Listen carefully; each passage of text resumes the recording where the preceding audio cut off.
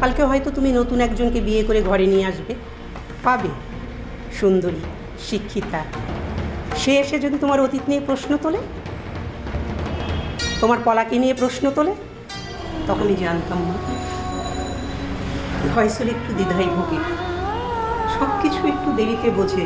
কিন্তু মা বুঝি এত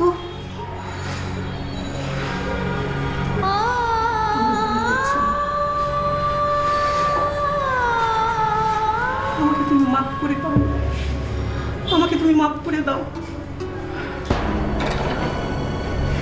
মা, আপনি কেন শুধু শুধু ক্ষমা চাইছেন? এখানে আপনার কোনো দোষ নেই। দোষ দোষ আমার নিয়তির। না, দোষ তোমার নিয়তির না, দোষ আমার ছেলের নিয়তির। ও যে কেন এরকম করলো, ও বড় ভুল করলো।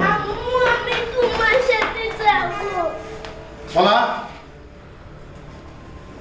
তুমি কোথায় যাবে? যাও, ঘরে যাও।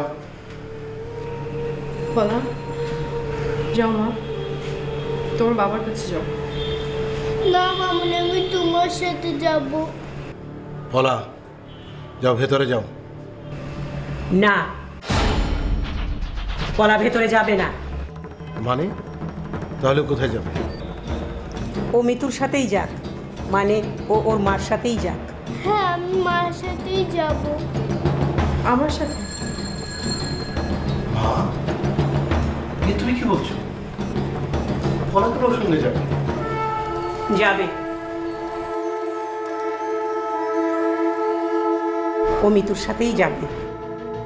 কারণ কালকে হয়তো তুমি নতুন একজনকে বিয়ে করে ঘরে নিয়ে আসবে, পাবে সুন্দরী, শিক্ষিতা, যার কোনো অতীত নেই, যার অতীতে সজল নেই, যার হাতে কোনো কাটা দাগ নেই। কিন্তু ফয়সল, সে এসে যদি তোমার অতীত নিয়ে প্রশ্ন তোলে,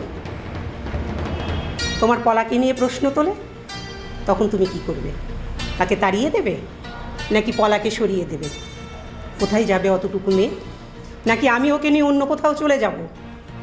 আর ফয়সল, তখন যদি আমি না থাকি, তার চেয়ে ভালো ও মিতুর সঙ্গেই যাক। মিতুর মধ্যে ওর মাকে খুঁজে পেয়েছে। তুমি তোমার জীবনটাকে সুন্দরভাবে গুছিয়ে নাও বাবা, ভালো থাকো, সুখে থেকো।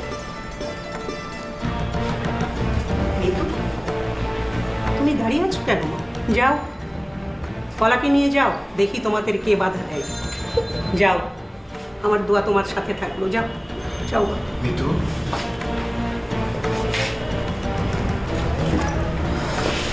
তুমি যাবে না, তুমি যাবে না। তো আমি তোমার সাথে খুব অন্যায় করেছি, স্বার্থপর মতো আচরণ করেছি।